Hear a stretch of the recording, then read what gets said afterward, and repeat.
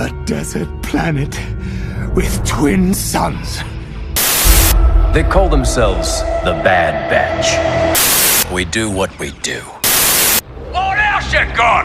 Give me more! Welcome back to Twin Sun Talks, folks. I'm your host, Jonah Liu, and it is time for our very last Bad Batch review and breakdown for Season 1 of The Bad Batch. And so we're going into the finale, but before I go into any of that, I have a big announcement for this podcast, and that is that we are available on streaming services now. We're available on Apple Podcasts and Spotify, as well as still on our website and YouTube, working on Google Podcasts as well. But yeah, so now I can finally say that you can find us on Apple Podcasts, Spotify, or wherever you get your podcasts, and cool stuff like that. And I feel so official. I really hope that this helps grow the channel a bit. If y'all have anybody who you think would enjoy this podcast, please send them my way. They can just look up Twin Sun Talks on either Spotify or the Apple Podcast app, and it should pop up. I would really appreciate y'all following those and giving them a listen whenever episodes come out. This should make the podcast more accessible. I've also streamlined the podcast on the website. YouTube's going to be staying the same. So I really appreciate everybody who's been supporting this podcast so far, and I am really going to appreciate anybody who will continue to support this podcast and this new stage of it. But yeah, so just wanted to share that with y'all. And without further ado, let's move into I Have Spoken. I have spoken. Alrighty, so like I said, this is going to be our final review for The Bad Batch Season 1. And this is going to be over episode 16, titled Camino Lost. Now, as usual, we're going to be going over I'm going to be going into my non-spoiler review first. And then we're going to go into a full spoiler breakdown as well as the review. And I'm actually going to do a review of the whole season. And then after that, we're going to go into some theories for the next season and what that's going to look like moving forward. So, non-spoiler review. It could be that my expectations were too high, but this finale fell a bit flat for me. Despite how tense and generally active it was, there was limited action and very little that made me excited or satisfyingly wrapped up the season. Even the development for certain characters didn't scratch that itch. I'm still excited to see what Season 2 has in store, but for now, I'm mildly disappointed by the overall quality of this show. And I'll say this later, but this isn't a spoiler, so I can put this in my non-spoiler review as well. To put it simply, I think that this is a good episode, but not a great finale. I thought it was entertaining, I thought it was good, but I didn't think that it wrapped up this season as neatly as I would have liked. So, from this point on, there will be spoilers, full spoilers moving forward. Spoiler. Okay, let's get into it. So, there's not too much to break down this episode, but I'll take a swing at it. So, first of all, this is at the very end of the episode, but we see Sunny Camino. We very rarely see this. We've only seen it one other time to my knowledge, and that was during the Separatist attack on Camino. So we didn't really get to enjoy how peaceful it is. But at the very end, the storm is gone, and we actually get to see the blue sky of Camino, which we literally have not seen in all the Clone Wars episodes that we go to Camino. It's always been raining. And when we get introduced to it in Episode 2, Attack of the Clones, it's been raining there. It was raining there as well. So that was super cool to see. It was super almost sad that it's like, well, okay, Camino can finally rest now that the war has moved away from it, now that everything is gone. So that is quite unfortunate, but that's just something that I noticed. Another thing that I'd like to note is clone hesitancy. So we see some of the first regs that we've seen in a while on board Admiral Rampart's ship that he was using to bombard. Also, it's Topeka City. I called it Topeka City in the last episode. Topeka is a city in Kansas. Topeka is the capital city of Camino. So, little verbal typo there.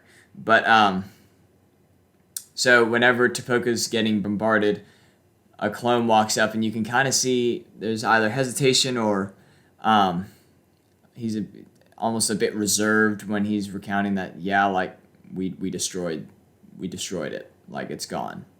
There's nothing left. And I thought that was super interesting, and I think that that's foreshadowing something that may become the next season, where the clones are getting less and less on board as Order 66. We move further and further away from Order 66. They begin to regain a bit of their humanity. And I really, really hope that they dive deeper into that in the next season. The last thing that I have is something called, and I actually don't know much about this, but I saw someone comment this under Star Wars' promotional post for this episode, and it intrigued me, so I looked it up. And I believe that this is actually what this is. And this is something from Legends that, like I said, I was not aware of before today. But it's something called Mount Tantus. And what Mount Tantus was one of the Emperor's storehouses. And it was located on the planet Wayland. And it comes into play more in post-original trilogy. So the original timeline back before the sequels were a thing, but it took place then. It was something that Luke Skywalker and Leia Organa and Lando Calrissian and Han Solo all had to deal with. But what it essentially was a secret Imperial base. And this is what Admiral Thrawn used to raise a clone army to man his fleet. And as we see in the Bad Batch, and I don't know if this is Mount Tantus or not, it might be something similar, there are a lot of clone commandos there. And we see clones with special decals. They're not Delta Squad, but they stand out amongst the just simple white commando armor because they have little gray decals, so maybe those were Kaminoan commandos. But they are escorting Nala Se to whatever this facility is, if it's Mount Tantus or not. And she is greeted by a human who has a Kaminoan crest on her shoulder, much like we see Dr. Pershing have in The Mandalorian. And so I think that what we're going to be seeing is this is going to tie a lot into Grogu and all of that stuff that goes on with him in The Mandalorian. And I think that what this is going to be doing is pioneering the cloning project that they used to clone Palpatine, and ultimately creates the clone that is Rey's father, the clone that we see on Exegol and The Rise of Skywalker and all that stuff. I think that that's what this project is ultimately going to be. And more on all of that in a little bit in Visions. But yeah, that's about all that I have. This episode was pretty cut and dry. I really did enjoy the little character interactions. They didn't quite do it for me as far as like the emotional content that I wanted from this episode. But I really liked seeing Crosshair's predicament that he's in as he's put in very close proximity to his old team and kind of forced to work together with them. But it's super, super interesting. Like I said, it wasn't my favorite episode by any means. I kind of wish that there was a little bit more to go off of, but it was a good episode, and I thought that was pretty straightforward. Going on to my review, I really wish that we had just gotten a little bit, just a smidge more, even if like Crosshair had gone with the Bad Batch, but we see that he might not be super loyal to them, or we had gotten to see Rex or other clones like Wolf or Gregor, or if the Marauder was destroyed, they get up there and they find that it's been obliterated, and now they're stranded on Kamino with Crosshair with no way to get out, and that's how the season ends. That would be crazy. It's just something of significance would have been good, because instead we got what feels like more like the first half of a finale rather than the second half of a finale, which is what we got. And it was still entertaining, just not overly satisfying. And it was just not an overly satisfying end to what was a good show overall. And like I said earlier, to put it simply, it was a good episode, but not a good finale. So I don't want it to be all negative because I did enjoy the episode as a whole, but it was just like as a finale, it didn't stand up super well on its own. As a whole for the season, I'm going to do my season review now. I really enjoyed this show. It's not on the same level as Clone Wars, The Mandalorian, or even Rebels in my mind, but this is only the first season. So if you put it next to season 1 of Rebels or season 1 of the Clone Wars, it holds up rather well. I think that this is actually, of those 4 shows, Mandalorian, Bad Batch, Clone Wars, and Rebels, if you're comparing the first seasons of each of those shows, I would put the first season of The Mandalorian would be the best out of those. Then the first season of Bad Batch, honestly. Then Clone Wars, then Rebels. So that makes me feel a bit better when I put it into that context. The only gripe that I have with that is that I don't know. I feel like Filoni has been at the head of all of those shows, at least to an extent. So I feel like he should have learned a bit from that. And probably could have executed this a little bit better than we got. But overall, I think that it was a good show. Out of the 16 episodes, I say that I really enjoyed 8. 8 of them.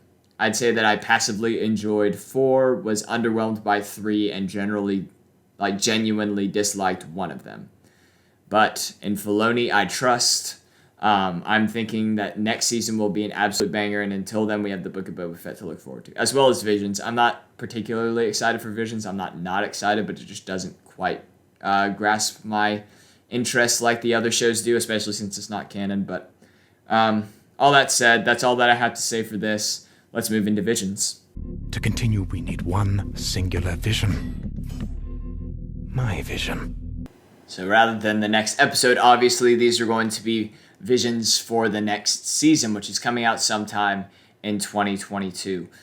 First of all, I'd just like to point out that I was correct. They did, in fact, escape through Nala Se's old lab. That's about all that we got from my theories and hopes for this season. All of those still stand. I still really hope that we get some Vader content. I still really hope that we see some Order 66 survivors. Some new ones. Like, it would be cool to see Ahsoka. It'd be cool to see Obi-Wan. I doubt we'll see Obi-Wan. I think we'll see Ahsoka, if anybody. Or maybe Kanan again. But, don't need to see anybody that we've already seen. I want some new content. Maybe Mace Windu, wink wink, or Quinlan Vos. Both would be dope. Not entirely sure. Maybe if we get some Mace Windu content in Book of Boba Fett, then we can see how he survived in Bad Batch. Just saying. Anyways. I think that the central conflict or goal, I don't want to call it a MacGuffin because it's not like an object, but of the next season will be clone liberation, which is working towards a clone uprising, because we've already kind of got some hints at that, and I think that we're going to get payoff for that in the next season. I'm hoping that Rex, Wolf, and Gregor, and even Hauser all play more significant roles in this season, because I feel like they were a bit underutilized. I understand that you don't want to pull focus from the Bad Batch itself, but at this point, I feel like they've been established as their own characters, and I think that it would work well to incorporate some familiar faces in there with the group as well. I'm hoping that Delta Squad or Commandos in general are the villains, and based off the ending on what I think might be Mount Tantus, it seems like a fairly good possibility. That and also having Commander Cody along with Admiral Thrawn as villains, I think would be really, really interesting. Maybe Rampart starts to slip up a little bit and they have to bring in Thrawn, or he's just already there somewhere. I think that would be really, really spectacular. I'm shocked that none of the Bad Batch members died. It makes this season feel like it didn't really have too many consequences to it, I gotta say, other than Tipoca City Camino, which was heartbreaking. I gotta say, it really was. And it's an end of an era, which is super sad. But for that to be really the only casualty of this season, I don't know. I feel like they went through a lot, and I still think that Wrecker's turn should have had a little more consequence back when his chip activated. Maybe like he ended up going and defecting to Crosshair, or he killed somebody. Like, I think that he maybe, like, if he had killed Tech when he strangled him, that would have been wild. Maybe a little too dark, but hey, Clone Wars got dark, so. But I don't know. I feel like there should have been a little more to it, but I feel like that's a little bit of a nitpick there. I'm starting to think that Crosshair does have his chip in. Maybe he was just told that it was out to make him think that he has a little bit of volition, but he's still. I don't know. It doesn't make too much sense to me, but the way that he clenches his head twice in the last 2 episodes, I really feel like he might have something in his head still. I don't know if it's the chip or something else, but that's what I'm thinking. I don't like how the bounty hunters chasing Omega just ended so abruptly. It kind of makes sense that they wouldn't be after him anymore now that Lama Su is presumably dead. But I wish that we had gotten to see a little bit more. Maybe seeing like Embo or someone like that chasing after him. Because we just see Bane and Fennec Shand. And that's it. Nothing else. Which is kind of weird to me. Especially since they hyped it up. It's like everyone's going to be after you, Omega, and then no one was after her. I don't know. That's just another thing. I'm intrigued to see what part Nala Se will play in all of this moving forward. Like I said, I think that it might be the beginnings of the Palpatine cloning process. Could be kind of cool. Still waiting for some answers on who Omega is. I think that there's more to her than just being a Gen 1 unaltered Fett clone that happens to be female. So, waiting for that. Still think that she might be Force sensitive, but who knows. Overall, I'm very excited for next season. I don't want to say I'm let down by the season, because overall I did really enjoy it. I'm more let down by the finale, but I still really enjoyed it. And I really enjoy this show.